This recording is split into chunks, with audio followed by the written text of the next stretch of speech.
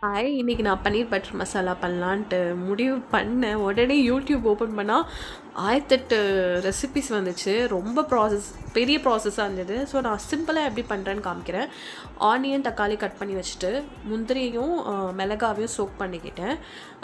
Mixie ஜாரில் வந்து நம்மளுக்கு தக்காளி, மிளகாய், இஞ்சி, பூண்டு அது எல்லாத்தையும் வந்து சோக்டடு முந்திரியும் அரைச்சி எடுத்து வச்சுக்கணும். பன்னீரில் பேசிக் மசாலா மிளகாத்தூளும் உப்பும் போட்டு கடாயில் வந்து திருப்பி திருப்பி போட்டுக்கோங்க. இன்னொன்று ஒரு பேனில் ஆயில் ஊற்றிட்டு நம்மளோட ஸ்பைசஸ் எல்லாம் போட்டுட்டு ஆனியன் போட்டுட்டு நல்லா வதக்கிட்டு கொஞ்சம் கோல்டன் ப்ரௌன் ஆன பிறகு நம்ம அரைச்சி வச்சோம்ல அந்த தக்காளி பேஸ்ட்டு, முந்திரி பேஸ்ட்டு எல்லாத்தையும் அரைச்சி அதில் ஊற்றிடுங்க. ஊற்றி நல்லா கொதிக்கட்டும். மீன்வைல் நம்ம அந்த பன்னீரை வந்து திருப்பி திருப்பி போட்டுக்கோங்க. எனக்கு நல்லா தீஞ்சு போச்சு. சைடில் தான் தீஞ்சிச்சு, பன்னீர் எதுவும் ஆகலை, சாஃப்டாக தான் இருந்தது.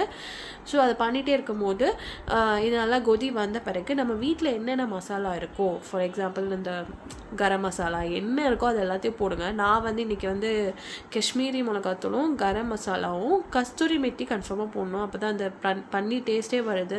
அந்த கீரை போட்டால் தான். வெந்தயக்கீரை போட்ட பிறகு நல்லா கொதிக்கட்டும்.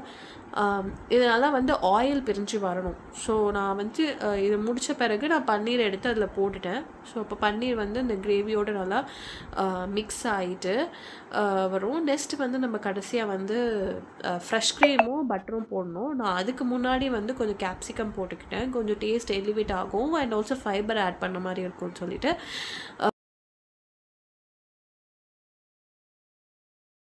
தென் நான் வந்து ஃப்ரெஷ் க்ரீம் யூஸ் பண்ணேன். 1 to 2 டேபிள் ஸ்பூன் அளவுக்கு வந்து நீங்கள் ஃப்ரெஷ் க்ரீம் ஆட் பண்ணிக்கலாம். அது நல்லா ஊற்றி அது நல்லா மிக்ஸ் பண்ணிக்கோங்க. ஸோ அப்போது ஒரு திக்னஸ் கொடுக்கும். தென் பட்ரு ஒரு டேபிள் ஸ்பூன் போட்டுக்கலாம். ஸோ அது அப்போ தான் வந்து அந்த டேஸ்ட்டே வரும், அந்த பன்னீர் பட்டர் மசாலா.